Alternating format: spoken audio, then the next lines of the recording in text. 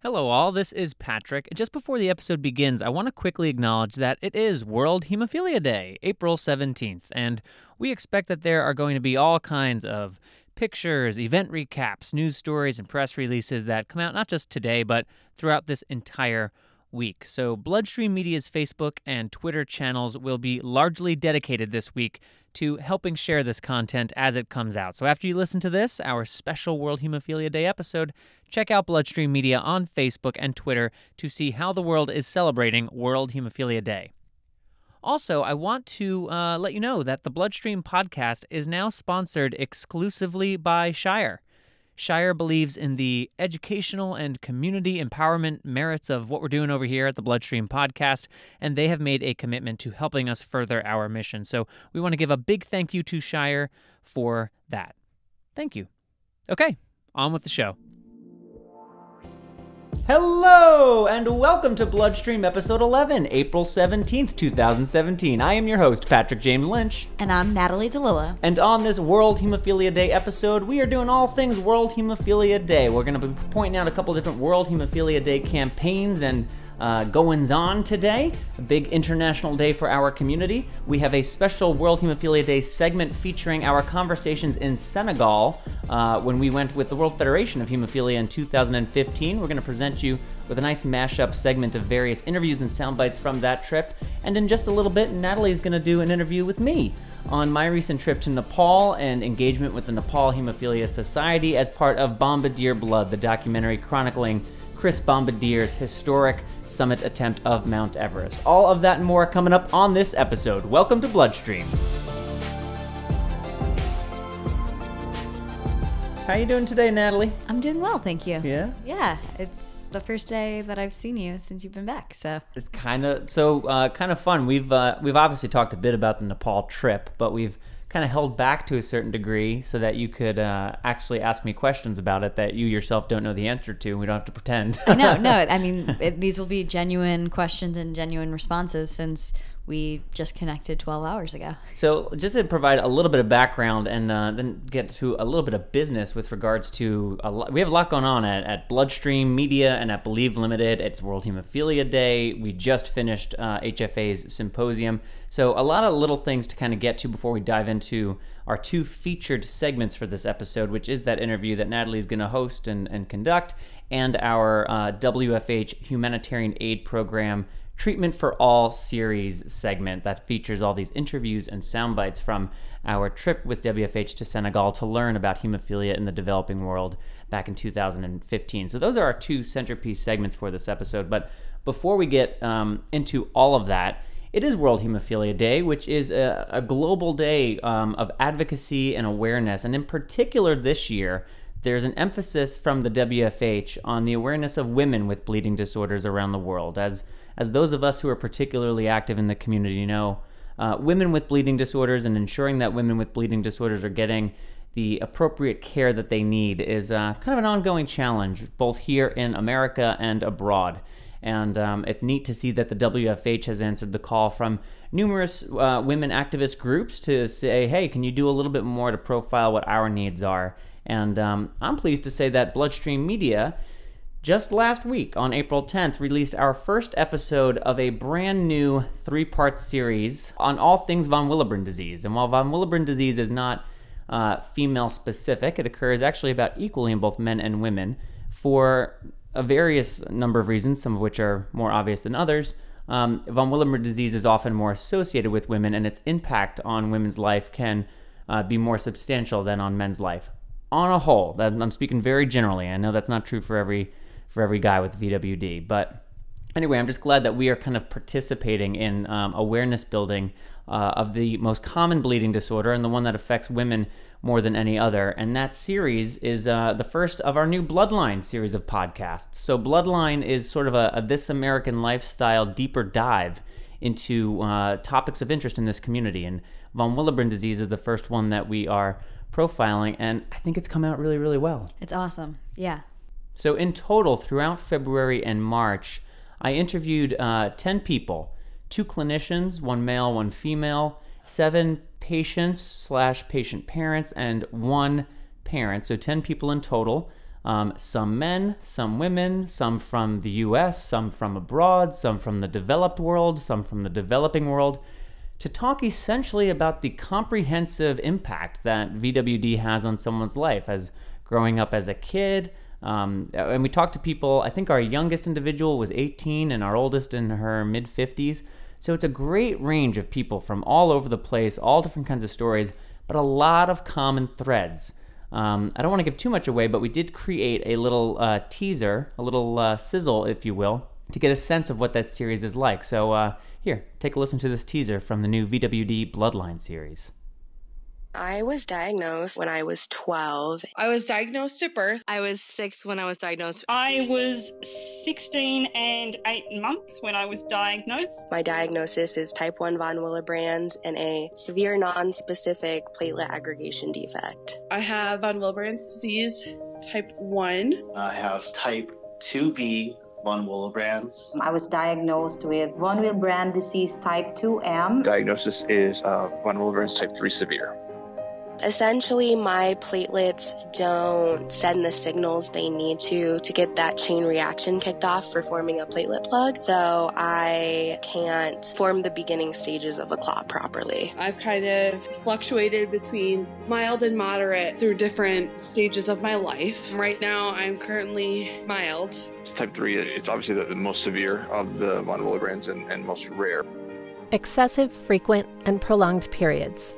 Uncontrollable and unpredictable nosebleeds, pain and bruising, complications with births, social isolation, generations undiagnosed. Von Willebrand disease, or VWD, is a genetic disorder caused by missing or defective clotting proteins and named after Erik von Willebrand, the Finnish researcher who discovered the disorder. It can be painful, confusing, frustrating, and isolating. The symptoms and effects of those symptoms are internal and external, and it affects up to 1 in 100 people, making it the single most common bleeding disorder in humans. So why have so few people heard of von Willebrand disease, or VWD? And on a related and more important note, why are so few people diagnosed with it? Research has shown that 90%, or 9 in 10 people with VWD, have not been diagnosed. And for the 1 in 10 who are diagnosed, the average time to diagnosis is 16 years. You heard that correctly. It is believed that the average time from symptoms of von Willebrand disease to diagnosis of von Willebrand disease is 16 years. So we have to ask, is this a crisis? To answer that question, we're going to take you to meet VWD carriers and clinicians around the country and the world. We're going to hear their stories, their struggles, their victories, and we're going to attempt to answer the biggest questions about von Willebrand disease. But before we get to the biggest question of them all, are we in the midst of a healthcare crisis when it comes to the undiagnosed von Willebrand population? Let's start with something smaller, more specific, and tangible. A nosebleed that won't stop, a bruise that won't go away, a joint ache that throbs for days, a heavy, painful period. I had had symptoms my entire life, anywhere from nosebleeds to bruising, weird joint pain that, of course, everyone was like, oh, you're too young to have that. I'm Kira Bechet. I'm 18 years old. I live in Colorado. The big kicker for me was when I hit puberty and my periods were horrendous, and it was something we had in the family, and it was just chalked up to, oh, it's just genetics. That suite of symptoms is not uncommon. And several of our guests from around the world share a similar story, including, it was something we had in the family, and it was just chalked up to, oh, it's just genetics. In other words, the message is often, oh, well, there's nothing we can do about this. This is Andrea. My daughter, at 3 weeks old, she had a nosebleed, so we brought her to the emergency room, and then we were told that there's nothing to worry about. She was just anemic. And I told the doctor about the history of my family, that there's hemophilia A in my father's family, and my mom died of bleeding. And they said, oh, she cannot be a bleeder because she's a girl. She grew up having all those bruises and nosebleeds, and she would vomit blood occasionally. And I was just so frustrated when she was around 7 or 8 years old, because she would nosebleed every day. And I really don't think that that was normal. So again, you can listen to the Bloodline VWD series by going to bloodstreammedia.com and following the appropriate links to that series.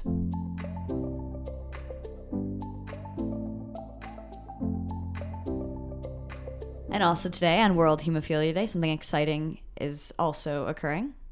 Can you tell everyone what that is? That was extraordinarily vague.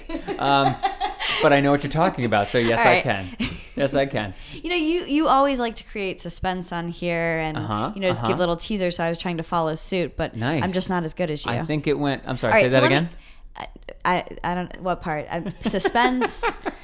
Anyways, today is the launch of Stop the Bleeding Season 7. It's Stop the Bleeding Season 7. Our biggest season yet, 10-episode season, with each episode revolving around one central topic, which is a shift from what we've done in the past. And the topic for our World Hemophilia Day launch is, drumroll please, World Hemophilia Day. Hey! So, the launch episode for Season 7 is all about World Hemophilia Day and how Spencer, my character, tries to rally the ragtag group of healthcare workers that are at Stop the Bleeding to caring about hemophilia around the globe. Really proud of how the episode came out. You know, when you talk about hemophilia around the world, 75% of people don't have access to care. Half of people with severe hemophilia die before age 10. These are heavy things to kind of come to grips with, and it's hard. And to make funny. And, we spent a lot of time figuring out how can we do this in a way that's both sensitive and respectful, but entertaining, because if it's not entertaining, we're not fulfilling the promise of what that program is intended to be. And I have to say, I think we did really, really well. That's a hard balance. It is. And our second episode is on insurance and advocacy, which is another thing, like, how do you make this interesting and funny? But, look, I not to be too, patting ourselves on the back, we know what we're doing, and we've gotten really good at it, and we have good people working on it, so they've come out really, really well. You can check them out at stbhemo.com. So episode 1 on World Hemophilia Day. When you're done listening to the BloodStream Podcast, go over to stbhemo.com or at facebook.com/stbhemo. After you're done listening to this podcast, check it out.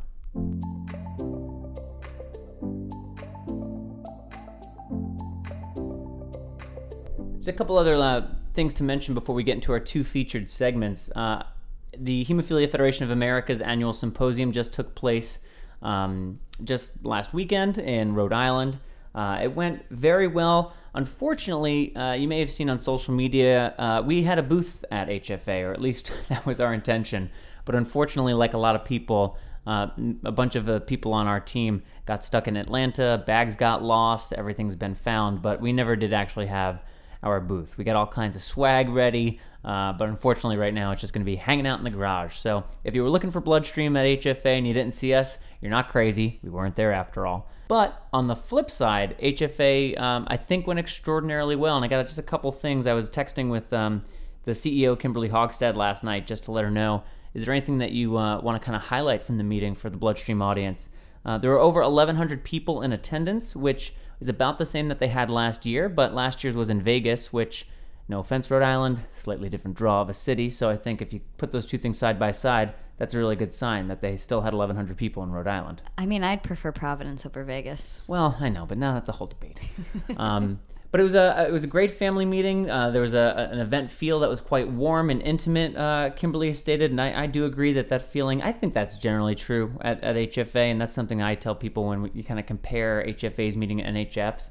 HFA does have a more intimate feel, and not that there's anything wrong with a bigger, grandiose feel, but that's one of the unique qualifiers or the unique qualities of HFA's Symposium. They had a really cool final night experience that Rich Pizzillo helped set up, as NEHA, the New England Hemophilia Association, was the host chapter. It was absolutely beautiful. If you haven't seen pictures, if you check out HFA's Facebook page, you'll see pictures from the final night event. They had buildings all around downtown Rhode Island lit up in red.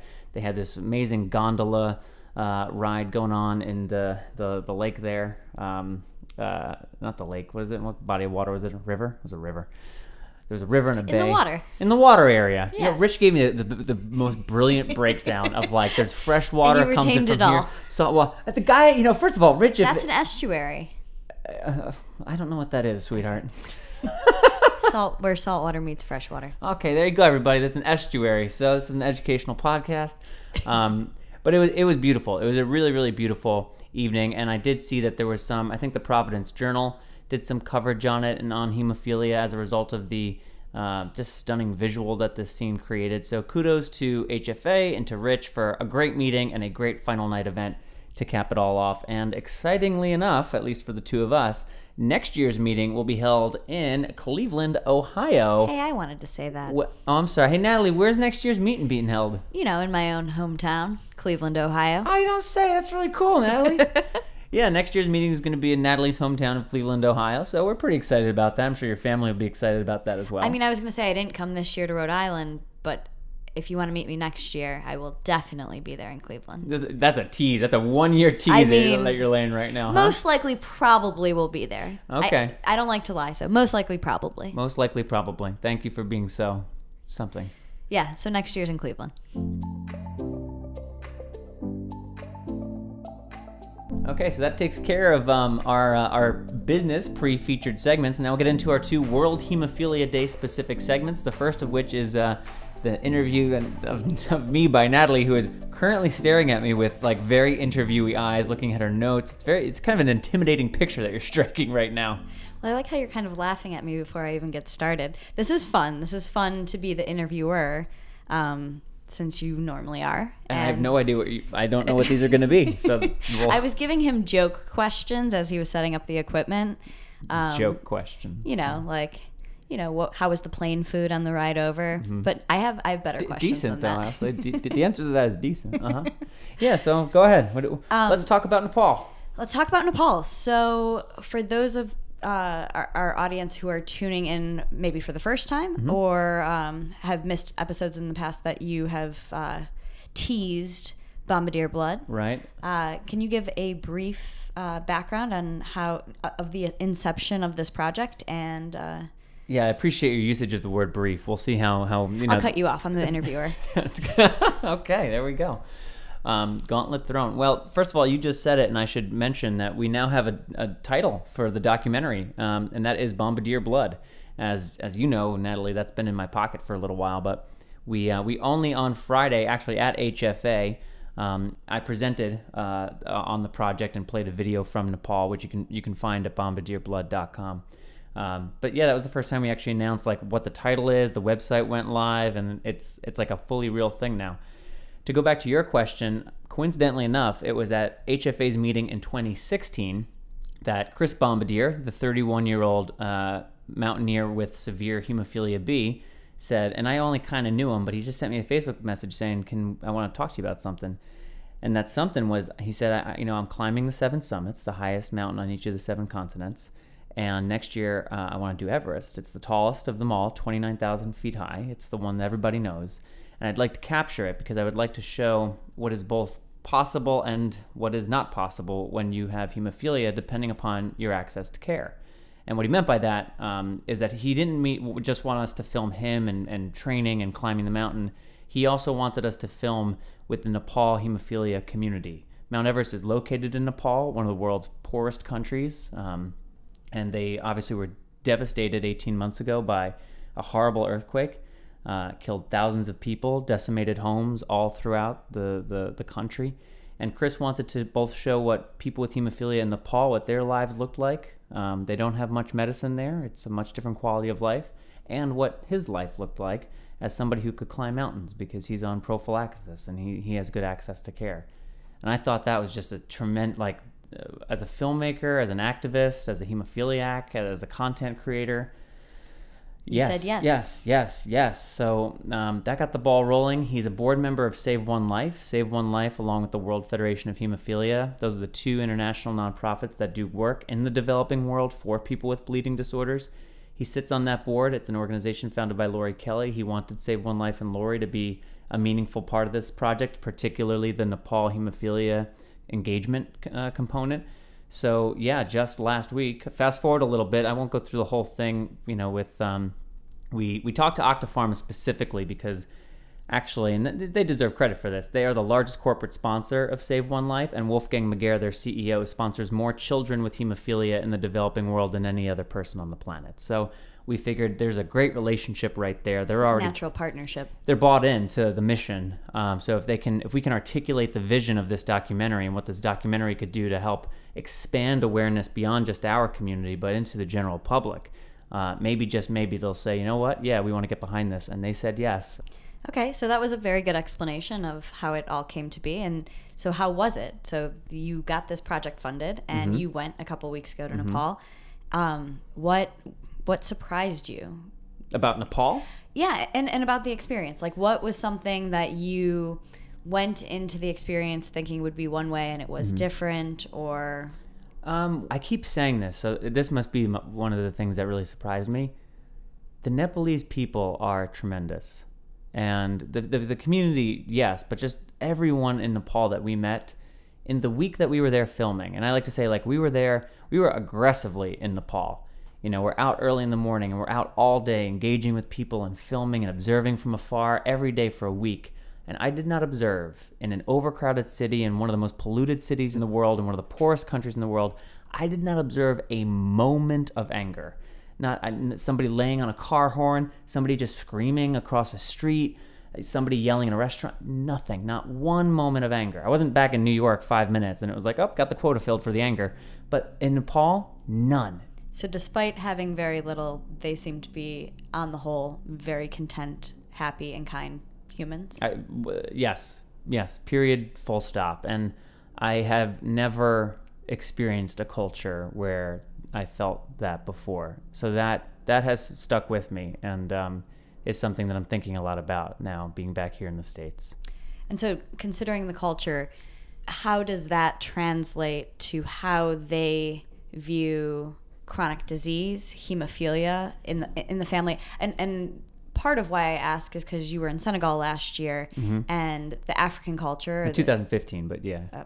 2015, basically last year. Yeah. But your work in Senegal and how in Africa, culturally, you don't want to burden others with your problems. Right. Yep. This culture that you described in Nepal, how does that relate to disease in the family and in the community at large? I mean, it's a good question. So it seems there's a very strong family unit in Nepal. There's one guy, Kushna, who we interviewed for the documentary, and he lives with his mom and his dad, his grandparents, and I think an aunt and uncle as well. And the family is a unit. And he even said at one point, without my family, I wouldn't have life. My family is my backbone. There's a great amount of working for the whole, both within the family and then just within the greater community. So the family, you can kind of understand that picture, but the way I also witnessed that beyond just the hemophilia community, you know, they haven't had cars in Nepal for a very long time, not in a kind of a ubiquitous way. And in Kathmandu, the traffic is crazy. It's totally crazy. And you first see it and like you're trying to cross streets and there's like never any stopping. So you're like, how does this work? And it's a giant game of Frogger. It is a giant game of Frogger that you have to play with confidence and intelligence and follow the lead of the locals. But one of the things I noticed is it oftentimes feels like every road is a one way where you're going the wrong way.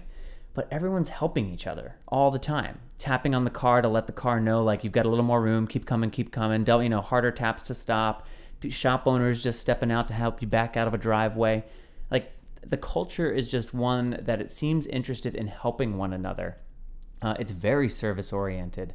And the way that plays out in the hemophilia community, here's another good example. We had a young man, when we went to the hemophilia care unit, their equivalent of an HTC, and there was an 18-year-old guy who was just there that day, and we were like, hey, we're filming a documentary today at the hospital. Do you want to be a part of it? And, you know, kudos to him. He was there with a bleed.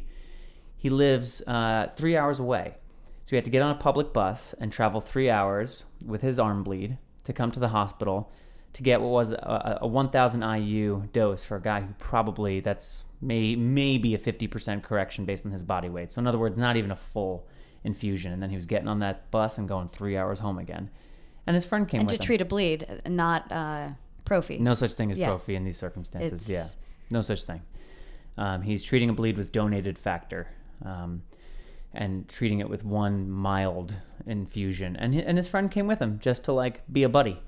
So in Nepal, a hemophilia diagnosis is a family diagnosis. It's a community diagnosis. Yeah, and I'd say that's true anywhere, that, hemophilia is a family disorder, it's a family disease. But in Nepal, the level to which hemophilia is going to burden a family life, and I say that word with respect, it's much higher. But rather than ostracize or criticize, or, you have to keep in mind, you're also in a culture where there are arranged marriages and where the productivity of the male is important. And if you have hemophilia, you're not going to be a manual laborer. There are only so many jobs that are available in Nepal that are not manual labor. So societally, you're in a tough spot. It would be, I hate to say this, but I think you'll understand, it would be understandable if people with hemophilia were viewed as less than in some way by their family or burdensome in a negative way because of this reality. That does not appear to be the case whatsoever. Instead, you just do what you have to do to help one another out. If your son has a bleed and you live 2 hours from the hospital and you got to walk down this path to get to the road to the public bus, we heard stories of mothers and fathers just carrying their kids on their back to go walk down to the bus, and you just figure it out, and you do so with grace and dignity. And it was extraordinarily impressive and inspiring to see. Hey again, it's me, Patrick, interrupting this interview of, me, Patrick. We'll get right back to that in a second, but I want to give a big thank you to the BloodStream Podcast's sponsor, Shire. And as it is World Hemophilia Day, I have a couple bits of worldly info I recently learned about Shire from poking around on their website. Shire has the largest total portfolio of any biotech company serving patients with rare diseases. They also have over 22,000 employees across more than 100 countries, and, fun fact, Shire supports more than 60,000 patients in the U.S. through their patient assistance programs. So, on behalf of not only the BloodStream Podcast, but also patients across the U.S., thank you, Shire. All right, back to the interview.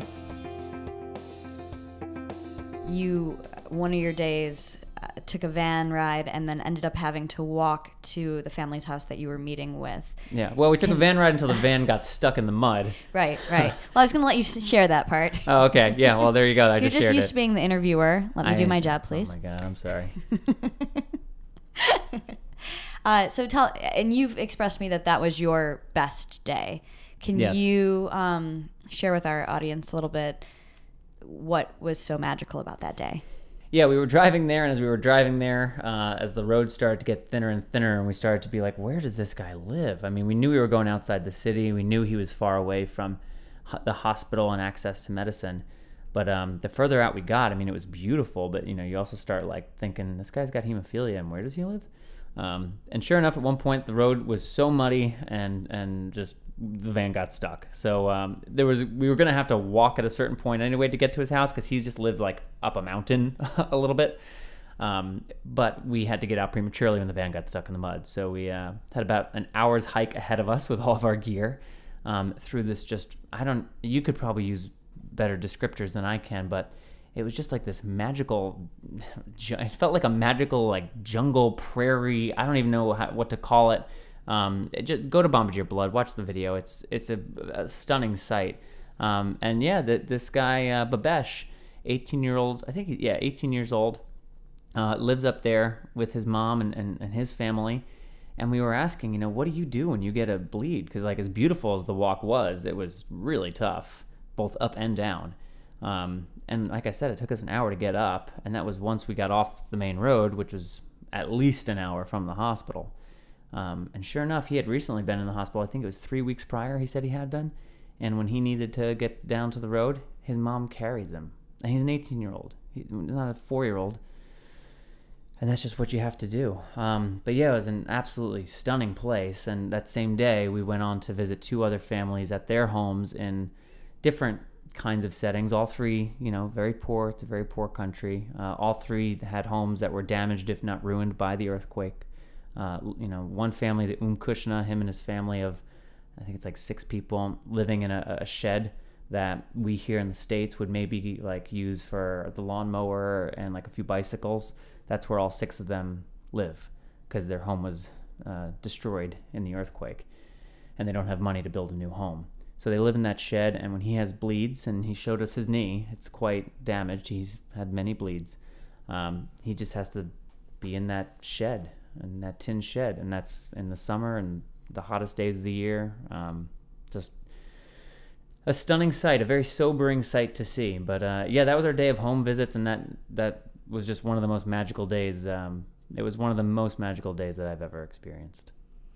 So after these visits with these families and being in Nepal, is there anything outside of medicine that you have discovered is a need in the developing world?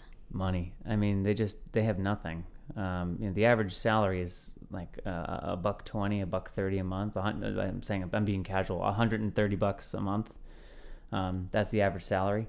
So they just don't have much at all. Refrigeration. I mean, you can't. We talk about rice, rest, ice, compression, elevation. Like, they don't have ice. Ice is a luxury. You're not getting ice. Like, where's the ice coming from? Everything's a luxury. It's very minimalist living. And what's really interesting, too, something I hadn't really thought about before, and it's similar in the States in a way.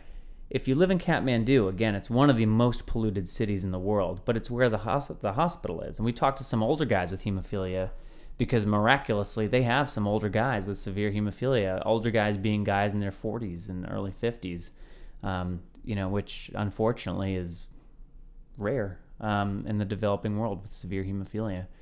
And they live in the city, and it's polluted and it's crowded and it's in many ways unpleasant, but it's nearer to the hospital. So when they get bleeds, they want to be close to where the factor is. Whereas if you go out to where Babesh lives, it is absolutely stunning, but you are very far away from care.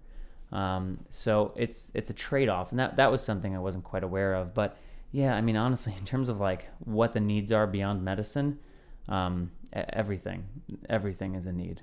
And do you have any fears surrounding the mission or the project? And if so, how have they changed since the commencement and since leaving Nepal? No, I don't have any fears. There's and Chris has spoken very openly with me about, people, bad things happen on Everest every year. You hear stories of things that happen, and of course there's a healthy concern for a guy climbing Everest, not because he has hemophilia, just that's a hard thing to do. But Chris is extraordinarily smart. And he's prepared. And oftentimes, if you actually, his mom said this in one of the interviews for the documentary, if you actually look at some of the bad things that happen when you hear about, 3 climbers who died because X, Y, and Z, oftentimes there's a pretty glaring mistake they make or some egotistical push that they shouldn't have made. And no one who knows Chris well is concerned about that. You're not worried that Chris is going to do something stupid. So I don't have like any real fear. I just have healthy concern for him as a climber. And in terms of the mission and the project, no, I don't. There's no place for fear in trying to create great art. There's no place for fear in trying to make a difference in the world. There's no place for fear if you're trying to create a new way to bring awareness and motivate people to care about blood brothers and sisters around the world. Like, there's just no room for it. So I have no fear, and I like to think of myself as something of a bulldozer when it comes to just plowing through problems as they come up. So we'll hit speed bumps with this project and this mission. Chris and I are already talking about beyond this movie, what we want to do for the developing world. There's some big ideas on the table, and we're just going to keep going no matter what. So my last question is... Drum roll, please. Oh my goodness, very suspenseful. You're the suspense thing of. No, you and the Believe team. Did you have a chance to do anything touristy in Nepal, or was it all business? So I have a theory, and this is on the heels of when we've been traveling around the U.S. a lot the last 4 years, and we've made it a point when we go places to try to engage a little bit wherever we are. If we're in Texas for an event, let's get some barbecue.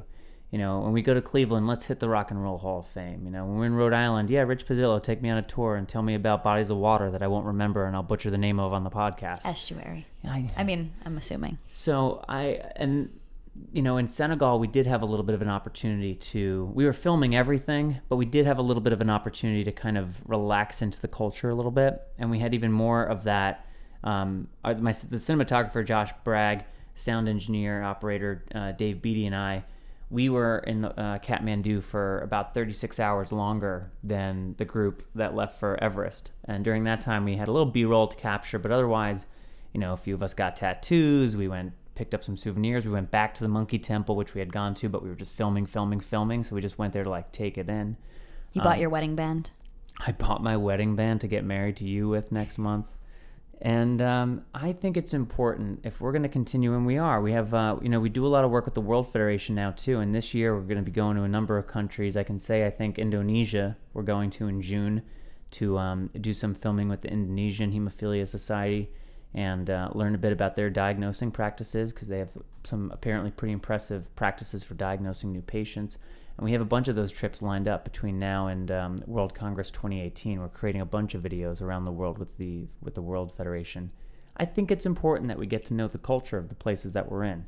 If we are saying that we are capturing the culture and the people and the lifestyle and just trying to understand hemophilia in these places, we can't understand hemophilia in these places if we don't understand these places and their culture and what makes them tick.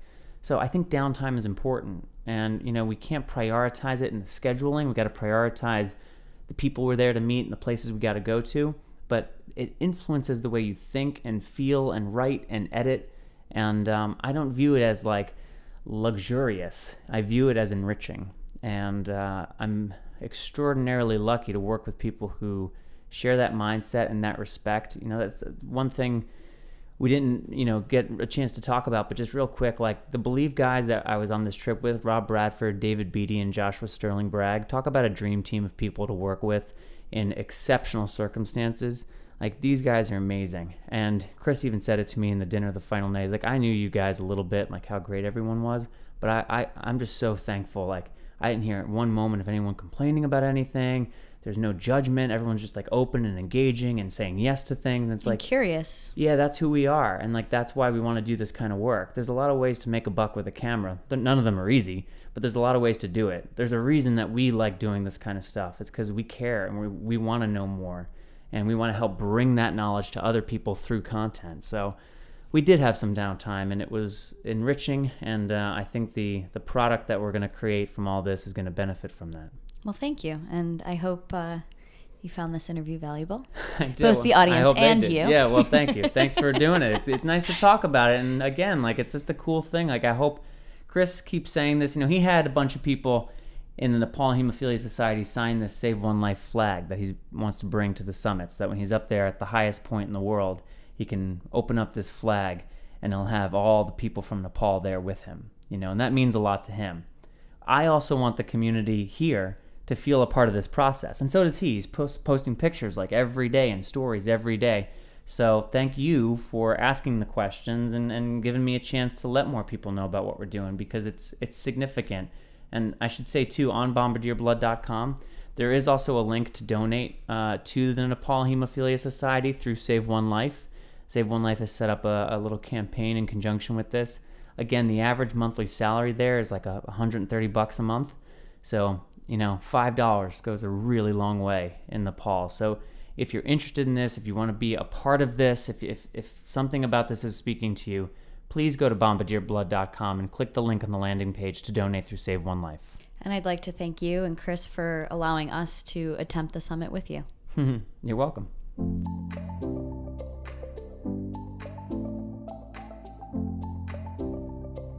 Okay, now moving into our segment from the World Federation of Hemophilia's Treatment for All series that profiled the state of hemophilia care in Senegal. Let me give you a little background on what this project was about and what it is you are about to hear. So in 2015, my company, Believe Limited, accompanied a delegation from the World Federation of Hemophilia's humanitarian aid program to film what became a 10-part documentary web series on hemophilia care in the developing world and how the humanitarian aid program is working with NMOs, national member organizations around the globe, to improve care and create a pipeline of predictable, sustainable product and care for the patients in these areas. The humanitarian aid program recently expanded tremendously, and so this video series was trying to promote how that expansion was enabling them to do even more work. You can watch the videos from that series at treatmentforall.org, but just a couple weeks ago, I reached out to the folks over at World to tell them that we were creating this episode and that Believe Limited would love, it's their content, but that we would love to be able to use it so that we could share with you, the podcast audience, sound bites, interviews, and moments from that trip to Senegal, where we had Senegalese community members, other African community members from Europe. I think we had some from parts of Southeast Asia. It was a rather large delegation, and many people from the World Federation. Asad Hafar, the director of the humanitarian aid program, Elaine Vey, the president of the World Federation of Hemophilia, and many other board members and people of interest to that organization. So just a great opportunity to capture moments with so many people who are instrumental in improving care in the developing world. So I reached out and asked the World Federation if we could use that content to create the segment that you're about to hear, and they very graciously said yes. So thank you to the WFH for allowing us to do that for this special World Hemophilia Day episode.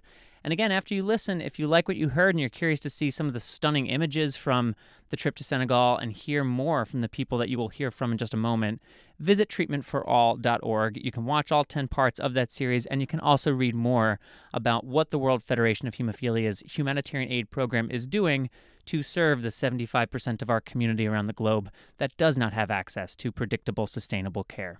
So with that, I will leave you to enjoy what we're calling Voices from Senegal. Enjoy.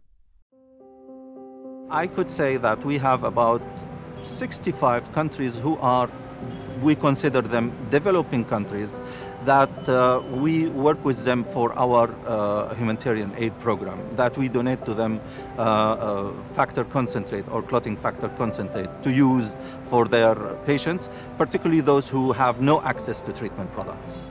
The humanitarian aid program of WFH was initiated in 1996, and between 1996 and 2015 we were able to send roughly 270 million of IUs to countries and to people in need all over the world. The vision of the WFS is to have treatment for all, and treatment for all means accurate diagnosis for every person with bleeding disorders, sufficient treatment for everybody who has hemophilia, and at the same time extend this for other bleeding disorders. This is our vision.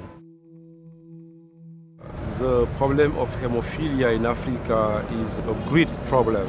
We have many undiagnosed patients, and when the patients are diagnosed, they have no access to treatment. At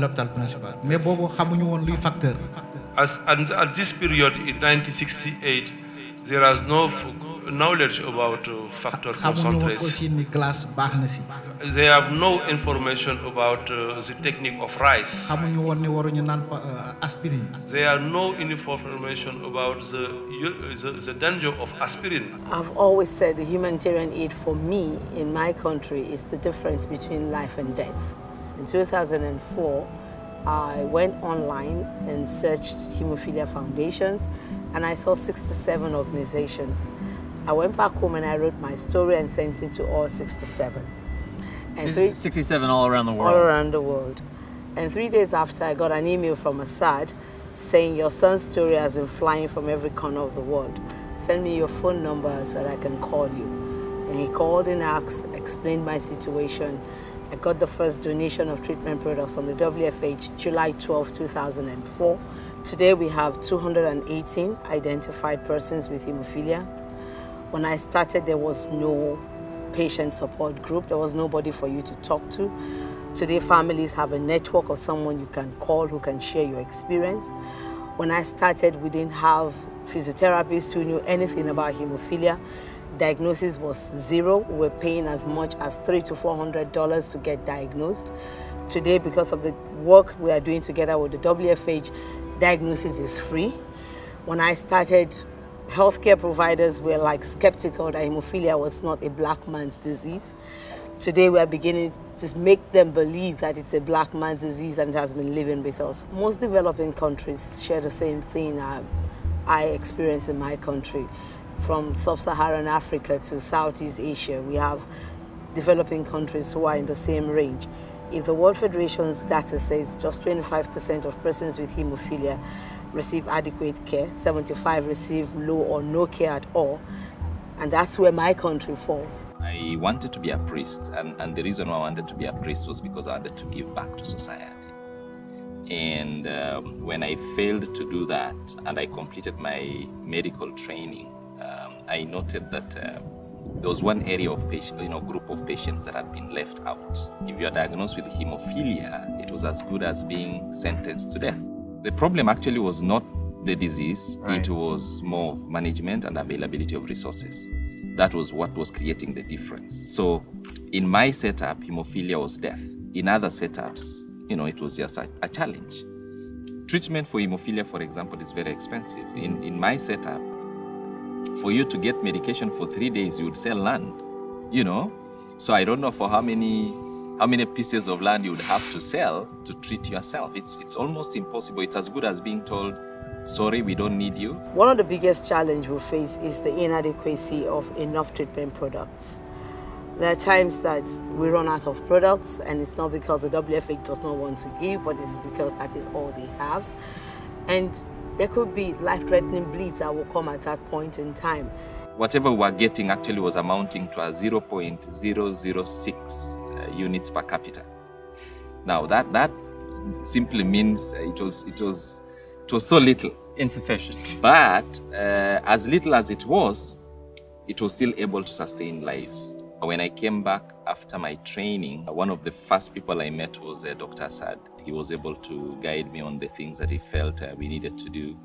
And frankly speaking, we've had a lot of achievements. One as a country, and possibly secondly also, our relationship with WFH. Because initially, I'll tell you that drugs were coming in so erratically. There was nothing that was predictable. You had clinicians coming for training, but then after the training, people are just left hopeless. You don't know what to do with a patient.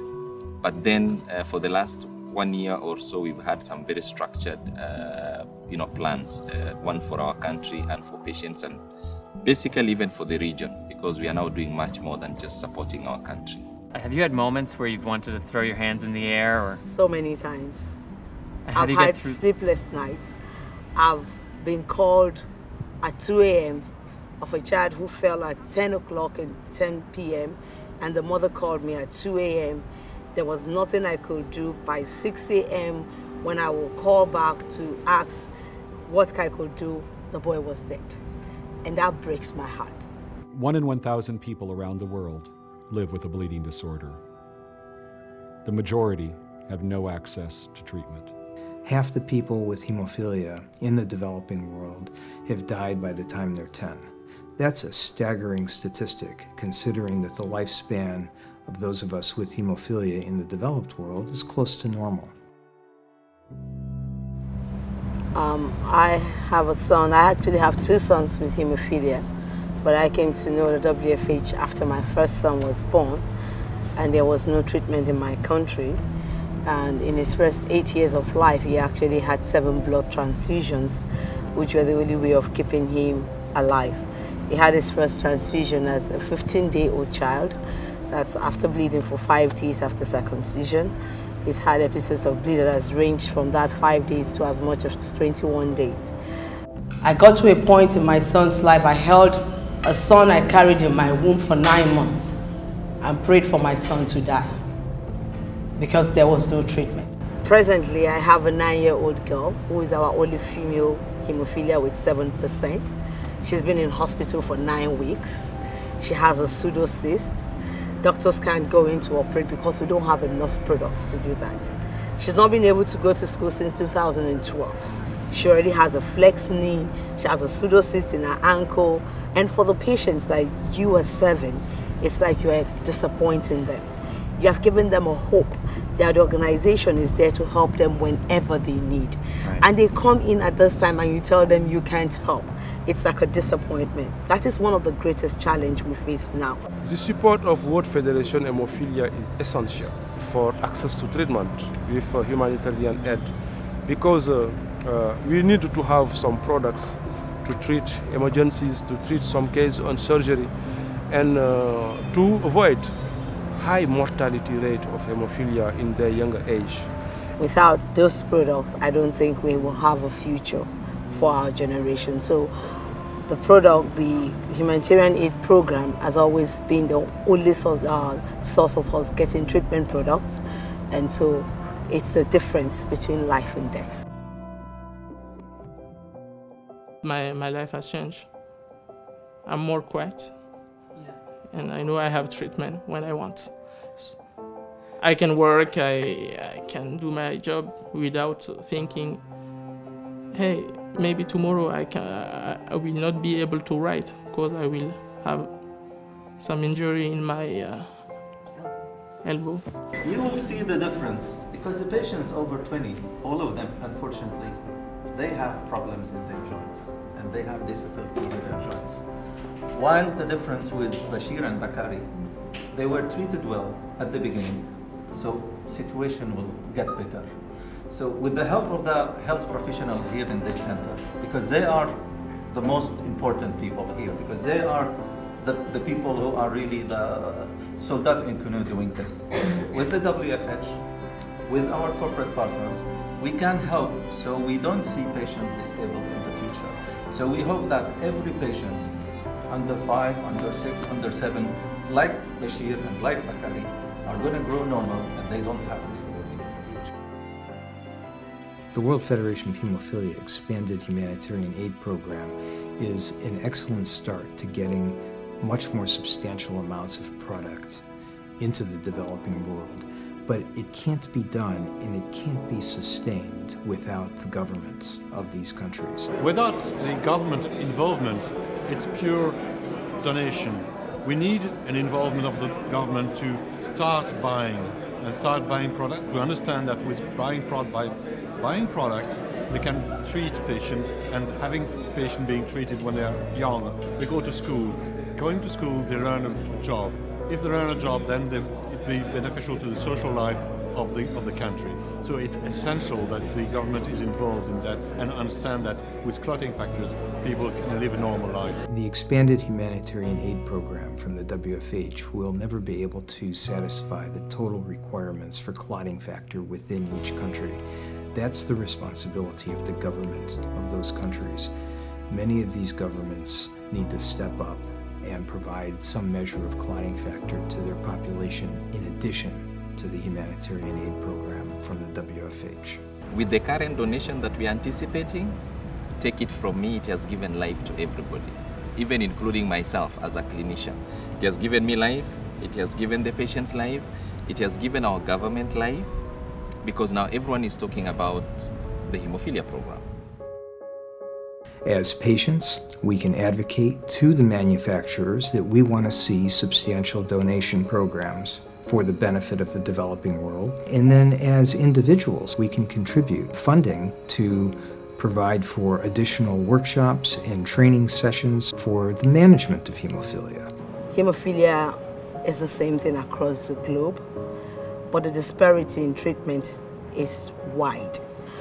We are all blood brothers. We need their support. We need to change the face of our children being on crutches by the age of 15, having disabled ankles or knees or elbows by the age of 12. And we can't do it alone. We need their support. We need them to move us away from the days of pains, disability, and death to the days of hope, good life, and a future.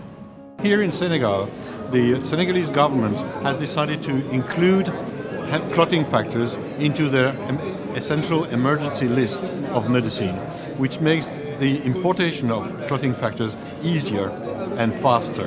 It's fantastic when we see a government doing that. There are so many other governments which we have to persuade, and it's very difficult because obviously they have other tasks to perform. But here in Senegal, they seem to have understood And I wish that in the other countries of the sub-region here in Africa, other governments will understand the same and will follow suit. I don't know whether it will be too much to ask if we can possibly be planning ahead so that as we keep increasing the number of patients into our flock, we also increase the amount of donation so that then we don't flop backwards. Right. So really mine is to thank the donors, but at the same time just let them know that we are dealing with a relatively small population, and if all goes well, we are likely to add more, and that potentially means, possibly either adding the donation or supporting WFH to continue supporting other programs. I live with severe hemophilia. When I was born, treatment did not exist. I know what it's like to go from a future of uncertainty, living with the prospect of early death or growing up severely disabled, to one of certainty where I have the opportunity for a full and rich life. The need has never been greater, and the opportunity for us to have a global impact has never been greater.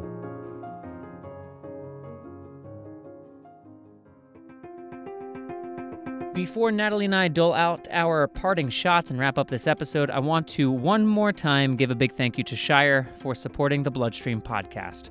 As you'll hear in the credits coming up in just a moment, it takes a small army to make this podcast happen, and we simply could not do it without the generous support from Shire. So we want to thank them for enabling us to produce this modern, digital, community-focused resource for the bleeding disorders community.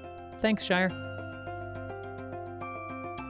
I'd like to thank the WFH for allowing us to edit that material together and present it to you here on the BloodStream Podcast. And again, if you'd like to take a look at that entire 10-part web series, or if you'd like to learn more about the humanitarian aid program from the World Federation of Hemophilia, visit treatmentforall.org, where you will find the opportunity to learn more about both the series and the program. And with that, Natalie, we are coming up on the end of our episode here.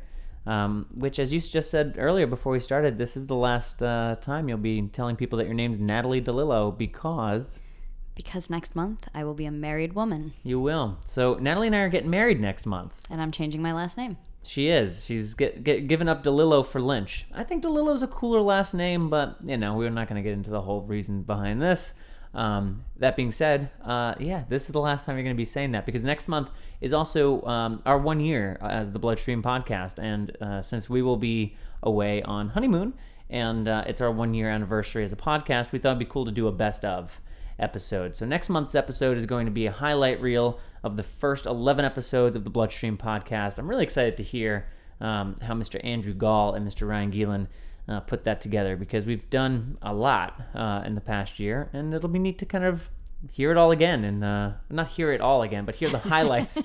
No one's tuning in. 10-hour episode. It's just one after the next. There'll be one super fan who listens to it as they sleep. Or maybe listen to it to put them to sleep. Well, yeah, I mean, it would do it. If it there are podcasts for that, actually. Like if you have insomnia, podcasts where they tell you Icelandic bedtime stories, very slow. Oh, of course, yeah. And it just puts you to sleep. Yeah. So I don't remember what it's called, but please don't use BloodStream as a put you to bed. That would make me sad. I'm sure some people do. I'm sure too. If you use BloodStream to put you to bed, let us know. You can email us at BloodStream. All right, let's do parting shots and wrap this up. So parting shots, just one top of mind, bleeding disorders or otherwise considerations, something you're thinking of that you want to share just before we sign off here. So Natalie, go ahead, kick us off with your parting shot for the month of April. My parting shot for April is when you were in Nepal a couple weeks ago, and I was in LA. My friend Katie came out to visit, and we decided to be LA tourists, and we went to The Price is Right, and it was one of the most fun experiences of my life. Why is that? Well, the production's just as you would imagine it to be, the lights and the set, and I feel like it's such a multi-generational show. Like, your grandmother watched The Price is Right, your mother watched it with her a lot. Yeah, it's something that you say that, and someone knows someone in their family who watches that all the time and has seen it through all the hosts, and so it was just kind of cool. It was just a cool experience, and it was so fun. And my friend Katie won some money. Hey, But congratulations. yeah, so Katie. it's just something fun to share. And it'll be airing June 20th. If, we got the worst seats in the house, so I don't know how much we're going to be panned to as audience members. But, tune in. It's the summer beach party episode, so on the solstice, and it'll get you excited for summer. Cool. All right. Fair enough. June 20th. The Price is Right. We just plugged The Price is Right. On the BloodStream. On the BloodStream podcast. Things I never thought I'd do for $500, Bob. Wrong game show. Yeah. And what's your parting shot, Patrick? Next week's episode. My parting shot is that, one of the cool parts about international travel, and it takes a long time to get to places like Kathmandu, Nepal, but I watched a bunch of movies, and you don't have internet on these planes, and I just took the advantage of the opportunity between downloadable Netflix and British Airways in-flight entertainment. I got to catch up on a bunch of movies that I haven't seen that I wanted to see, and it was really inspiring to see movies like Beasts of No Nation, Manchester by the Sea.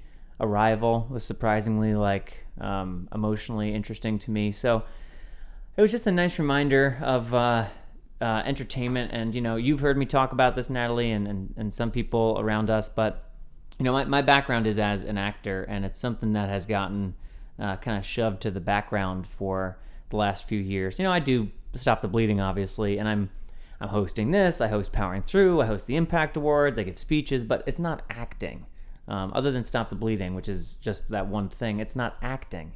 And I got to act in Elsewhere, and that was fun. A movie I directed that is coming out this year, and I won an award for that, which felt like, oh, nice, that's cool. Like, people like me acting. And I don't know, watching these movies and just thinking about the arts and thinking about the documentary with Chris, I'm just excited to be an artist right now. And it's nice to find that, to kind of reignite that passion a little bit, and not let the advocacy interest and the business interest, and my personal life has obviously changed a lot in the last few years. We're getting married, but to amidst all that, still feel oh yeah, not only is that thing in me, but it actually wants to kind of be brought up to the front more now.